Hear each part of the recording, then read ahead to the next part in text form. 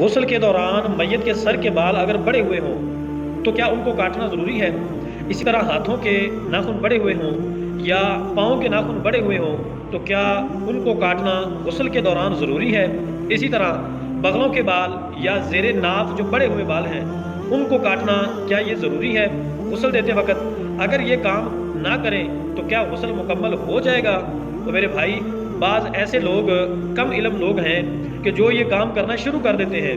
غسل کے دوران اگر ناخن بڑے ہوئے ہیں تو ان کو کاٹنا شروع کر دیتے ہیں، میت کے بال بنانا شروع کر دیتے ہیں۔ دیکھیں، ایسا کوئی بھی شرعی طور پر حکم نہیں ہے کہ میت کو بناؤ سگار کیا جائے، جبکہ ناخنوں کو کاٹنا، بالوں کا بنانا یا بغلوں کے یا زیر ناف بالوں کو کاٹنا یہ زندہ مرد کے لیے ہے، مردہ میت کے لیے یہ حکم نہیں ہے۔